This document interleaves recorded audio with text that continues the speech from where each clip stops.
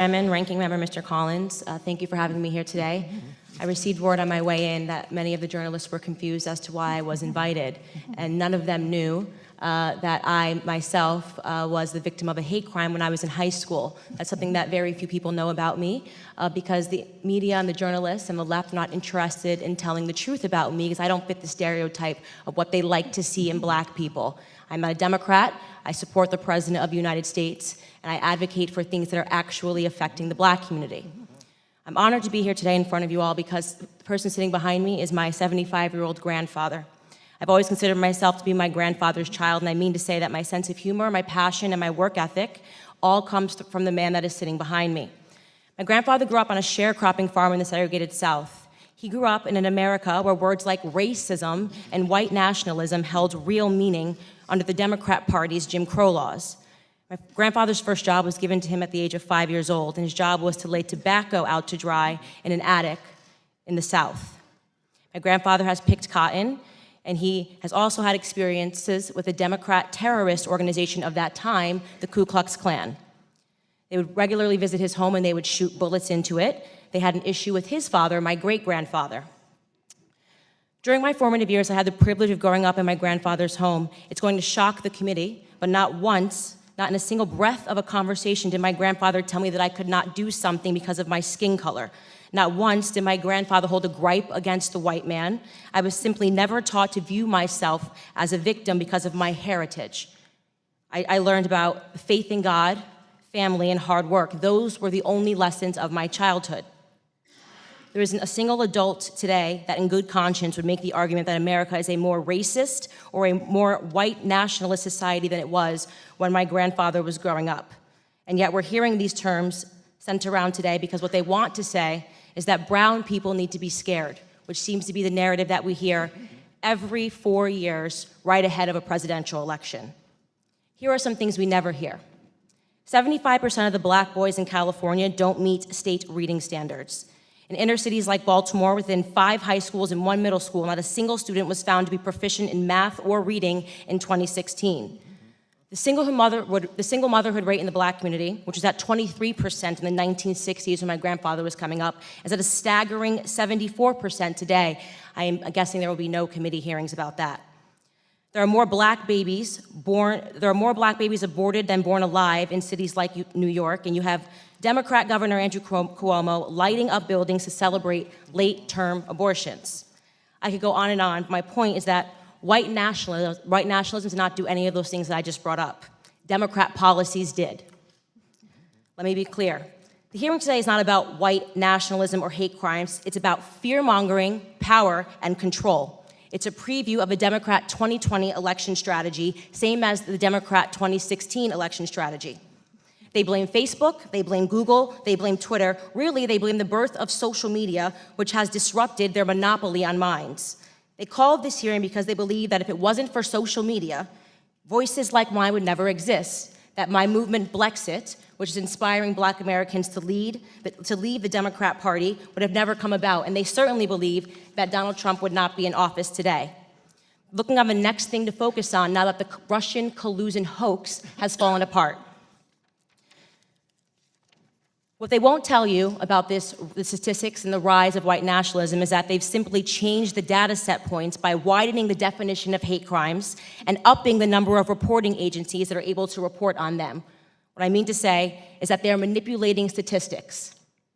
The goal here is to scare blacks, Hispanics, gays, and Muslims into helping them censor dissenting opinions, ultimately into helping them regain control of our country's narrative, which they feel that they lost. They feel that President Donald Trump should not have beat Hillary. If they actually were concerned about white nationalism, they would be holding hearings on Antifa, a far-left, violent, white gang who determined one day in Philadelphia in August that I, a black woman, was not fit to sit in a restaurant. They chased me out. They yelled race traitor to a group of black and Hispanic police officers who formed a line to protect me from their ongoing assaults. They threw water at me. They threw eggs at me. And the leftist media remained silent on it. If they were serious about the rise of hate crimes, they may perhaps be examining themselves and the hate that they have drummed up in this country. Bottom line, is that white supremacy, racism, white nationalism, words that once held real meaning, have now become nothing more than election strategies. Every 4 years, the Black community is offered handouts and fear. Handouts and fear. Reparations and white nationalism. This is the Democrat preview. Of course, society is not perfectible. We've heard testimony of that today. There are pockets of evil that exist, and those things are horrible, and they should be condemned. But I believe the legacy and the ancestry of Black Americans is being insulted every single day. I will not pretend to be a victim in this country, and I know that that makes many people on the left uncomfortable. I want to talk about real issues in Black America. I want to talk about real issues in this country and real concerns. The biggest scandal, this is my last sentence, in American politics is that Democrats have been conning minorities into the belief that we are perpetual victims, all but ensuring our failure. Racial division and class warfare are central to the Democrat Party platform. They need blacks to hate whites, the rich to hate the poor, and soon enough it'll be the tall hating the short. Ms. Owens, for a second. You made a statement at the very beginning on why you were here, and I think the victim of, if you've heard your story, and you've told that story many times, but if you would share how that's affected your view as you go forward and the issues that you're wanting to address today. Certainly. So when I was speaking about different classifications of hate crimes, which actually has increased and obviously impacts statistics, when I was in high school, I received a slew of messages from the Democrat governor of Connecticut's son, Mr. Daniel Malloy, and at the time he was the mayor of Stamford, and his son, along with 3 other boys, referred to me as the N-word, threatened to tar and feather my family and put a bullet in the back of my head like they did to Martin Luther King. This is a story that's not often spoken about because the media has no interest in telling the truth about how it's formed my views towards conservatism. The media turned it into a firestorm, and it became a political tool for people to gain power. The NAACP used me at that time, would just meet me outside of the school with cameras in tow to speak out against the crimes. Of course, now I'm older, and I realize that that's really just a fundraising mechanism, and that a lot of these groups survive because they cannot have the problem fixed, ever. The NAACP never wants racism to go away. Bottom line, all I was looking for at that time was an apology. The youngest person in that car was 14 years old, and I understand that human beings can make mistakes and do stupid things, but we're not in a society anymore where an apology is good enough, and we're obsessed with labels. We're obsessed with labeling people as racist, as they did to those young boys, and it simultaneously impacted me as a victim. It's not fun to be a victim. And I'm adamantly against victimhood, and I speak out to the Black community about how it ultimately harms us. Thank you, The time of Mr. the Chairman. gentlelady has expired. Burning churches. Thank you. The time of the gentlelady has expired. The gentleman from Ohio, Mr. Shabbat. Thank you, Mr. Chairman. I'd like to start by stating clearly and unequivocally that I reject white supremacy and all forms of hate. I'm quite sure that my colleagues on this side of the dais share that point of view. In fact, I'm quite confident that my colleagues on the other side of the dais do as well. Ms. Owens, let me begin with you if I can. I think it's fair to say that you didn't start off on the conservative side of the ledger, is that correct? That's correct, I was a liberal. Okay. And so just on a couple of issues, and you mentioned them in your statement, but just to go back to them, if you could tell us again kind of what they are and what hatred that you've experienced as a result of having this point of view. You mentioned the term Blexit. Would you describe what that is and what hate that you've experienced as a result of your position on that? I launched a movement called Blexit, which is the Black exit from the Democrat Party.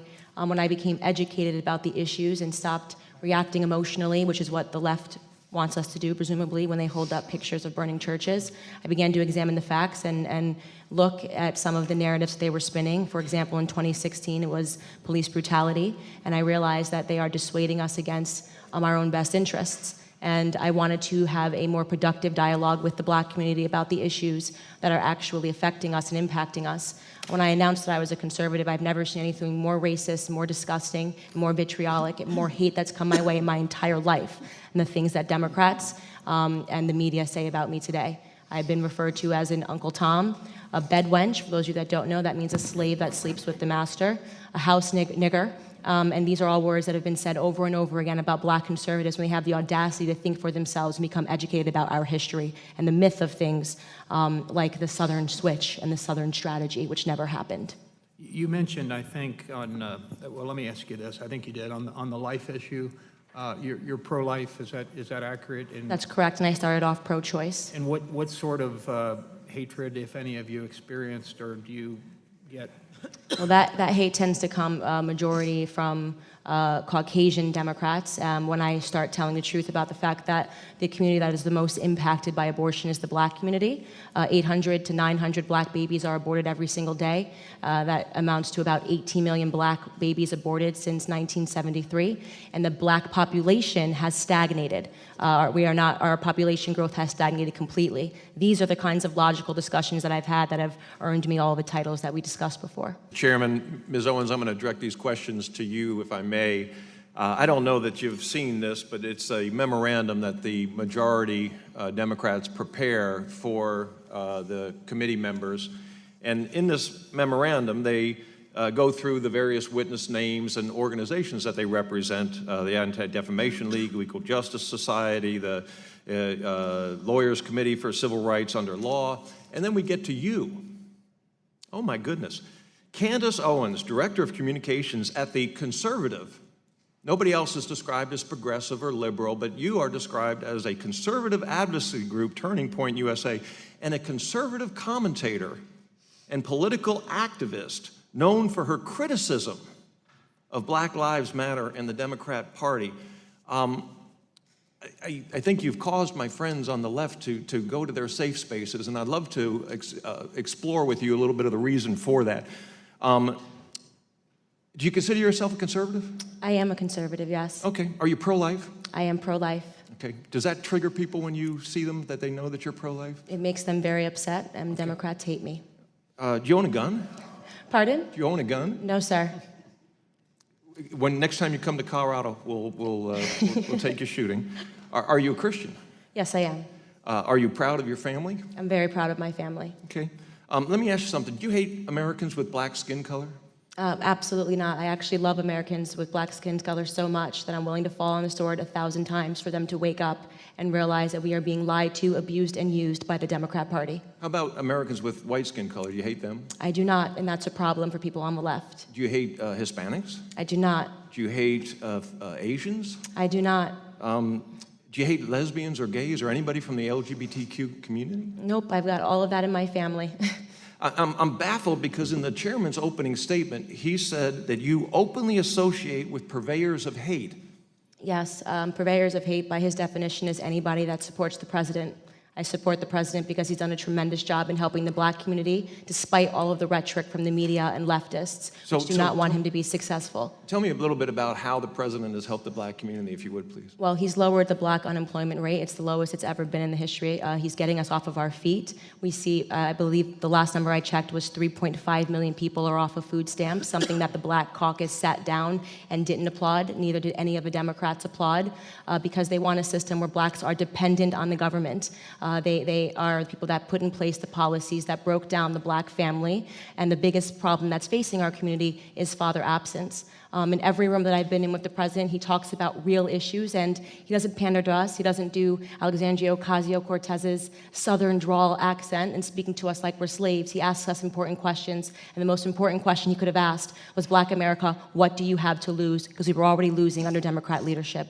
Do you believe that you openly associate with purveyors of hate? I absolutely do not. I have no tolerance for hate whatsoever. Do you believe that college campuses should be open discussions, or there should be open discussions on college campuses for various issues? I absolutely do. You know, I do a campus tour. Tonight I'm flying up to University of Connecticut to continue that, and we are being met with aggressive leftist groups. 3 Antifa chapters have declared they're going to try to shut it down, and we face this violence every day on the left, and nobody ever wants to talk about it. And I guess what I was going to ask you, you went on to explain it before I got a chance to, but have you ever been disinvited from speech opportunities at college campuses because of your conservative views? All the time. Is that a form of hatred, do you think? Of course it is, and we're not talking enough about political hatred in this country. We're not talking enough about conservative activists being attacked, like myself. We had a student whose dorm was set on fire for being a member of the Turning Point chapter, and all we preach is for free markets and capitalism as a means to lift the most people out of poverty. That is my belief, and of course, my main thesis is that black people do not have to be Democrats, and we are not owned by the left, and I understand that causes some people trouble. So as a conservative, you've attended many conservative events and visited with many conservatives. And I am not denying for a moment that there are white supremacists and we should condemn white supremacists, that there are Nazis and we should condemn Nazis, that there are hateful groups all across the political spectrum and we should condemn those. But in your interactions with conservatives, have you seen hateful speech, bigotry, racism among the conservatives that you've associated with? I speak in front of conservatives probably 3 times a week. I jump on a stage and I say everything pro-black, and they are so supportive and they applaud. All they want is for black Americans to realize that they are Americans first and foremost. Conservatives are patriots. The president is a patriot, and I'm a patriot, and there is no skin color in patriotism. Thank God we have you. Thank you very much. I also, I'm riffing on something that Mr. Buck, the gentleman from Colorado, was talking about. But in the listing of witnesses in the chairman's memo, it did something I've not seen in my brief time in Congress, or indeed in my many years of legislative service in my home state. That is an editorial comment about a witness. Some might even consider that this not so subtle editorializing is in and of itself an indicia of animus. It's unfortunate, but it demonstrates how easy it is to let one's bias appear even in what is supposed to be an innocuous listing of witnesses for Would the this gentleman hearing. yield? Yes, I will yield, sir. I assume you're referring to what is written about Candace Owens, where it says she's the Director of Communications at the conservative advocacy group Turning Point USA, and a conservative commentator and political activist known for her criticism of Black Lives Matters and of the Democratic Party. I don't think she could quarrel with the accuracy of that. It's a simple statement of who she is. Reclaiming my time. What I will say about this is you never, ever see anybody characterized in any other list of witnesses. This is the first time I've ever seen that, other than the stating what they represent or the group that they are from. This is seemingly anyway, going beyond the bounds of what is the norm. That is an indication to me of how easy it is to demonstrate animus. So it means, for a logical question of Ms. Owens, which she's already addressed to some respect, is, as you talk, Ms. Owens, and you go to universities, like you're going to go to UConn tonight, do you receive hate speech directed at you? All the time, and I really do feel that the media on the left has made it okay. And I do just want to add that my biography, which I submitted, you reduced it to 1 sentence, calling me just a conservative activist, and it wasn't what I said or what I submitted to your office last night. And I just think that you opened with anti-black bias, and I see it coming from the chairman today. And Ms. Owens, these efforts to shut you down when you speak publicly on issues that you care about under the protection of the First Amendment, are they peaceful? No, they're really scary. They threaten us online perpetually. I receive threatening letters to my home when the media drums up narratives and pretends that I hate black people or that I hate gays or that I hate Muslims with no evidence supporting any of those claims. What they're inviting is for people to think it's okay to be violent towards me when they see me. They want to make it an act of virtue for people to be violent towards black conservatives that are outspoken. And there are, on occasion, false accusations and staged hate crimes. What impact do those have on actual, real hate crimes? It makes it harder, I think, for people to come forward or for people to believe it. I don't see enough condemning of what Jussie Smollett did to this nation in terms of tearing us apart and causing a debate. And obviously the left was quick to believe him and put him on a platform despite absolutely no evidence. And it just makes it harder. Again, it just makes it harder for us to come together as a nation, which I think is what the president is trying to do, bring everybody together. And Ms. Owens, are you familiar with the case of Isabella Chow, who is a UC Berkeley senator who was harassed because of a position she took? I'm not. Well, Ms. Chow took a position of basically abstaining from a vote due to religious concerns and was harassed out of her position, and she was hate speech galore, all arising and going forward. So it isn't that there isn't hate speech. It's that we need to condemn all hate speech. Your That's thoughts? correct. I definitely agree. We need to condemn all hate speech. There's only one type of hate speech like that they like to talk about and give a platform to. There is a double standard in this country, and that double standard, I think, is being felt the most by Black conservatives, the Jewish community, and Christians. Anti-Semitic remarks. I would like to take my time to yield to Ms. Owens. If there's anything that's been said, I'm the last Republican here, so if there's anything that you would like to respond to, I'd like to give you the balance of my time to do that. Yes, I actually wanted to respond to Congressman Cicilline because he was making references to me, and I thought that was a bit cowardly. He said he was dishonest when he said that the president refused to condemn white nationalism. Mr. Potts just literally gave the exact quote of the president doing just that.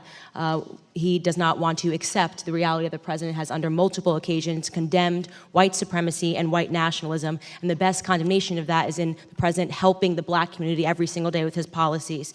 He also brought up family separation. This seems to only be an issue for illegals at the border, and nobody ever wants to talk about Black babies being separated from the womb of Black mothers. So if he actually cared about that, he would be embracing me. And lastly, he brought up the rhetoric of the president as in the same breath that he referred to me as despicable. I'm tired of hearing the left refer to people as despicable, as deplorable. We are Americans and we are patriots. And even if we disagree with you, name calling should not be something that is done, especially in these chambers.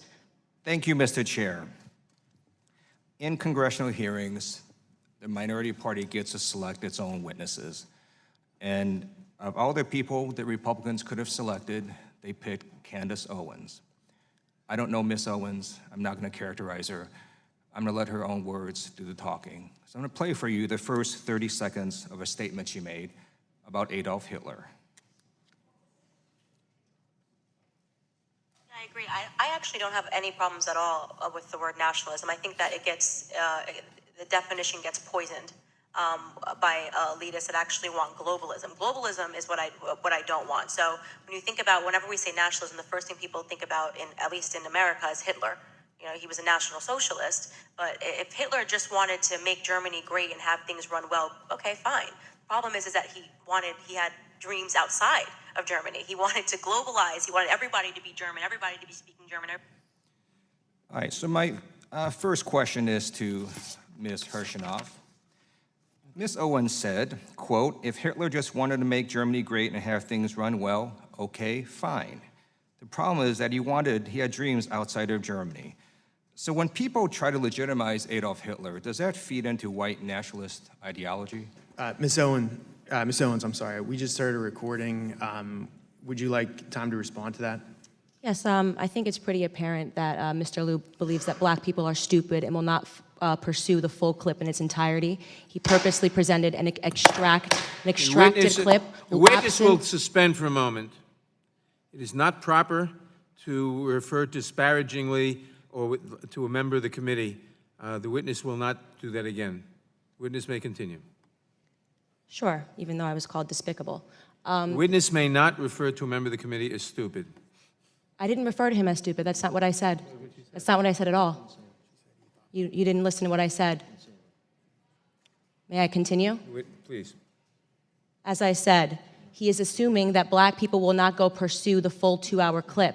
And he purposefully he cut off, and you didn't hear the question that was asked of me. He's trying to present as if I was launching a defense of Hitler in Germany, when in fact, the question that was asked of me was pertaining to whether or not I believed that whether or not I believed in nationalism, and that nationalism was bad. And what I responded to was that I do not believe that we should be characterizing Hitler as a nationalist. He was a homicidal, psychopathic maniac that killed his own people. A nationalist would not kill their own people. That is exactly what I was referring to in the clip, and he purposely wanted to give you a cut-up similar to what they do to Donald Trump to create a different narrative. That was unbelievably dishonest, and he did not allow me to respond to it, which is worrisome and should tell you a lot about where people are today in terms of trying to drum up narratives. By the way, I would like to also add that I work for Prager University, which is run by an Orthodox Jew. Not a single Democrat showed up to the embassy opening in Jerusalem. I sat on a plane for 18 hours to make sure that I was there. I'm deeply offended by the insinuation of revealing that clip without the question that was asked of me.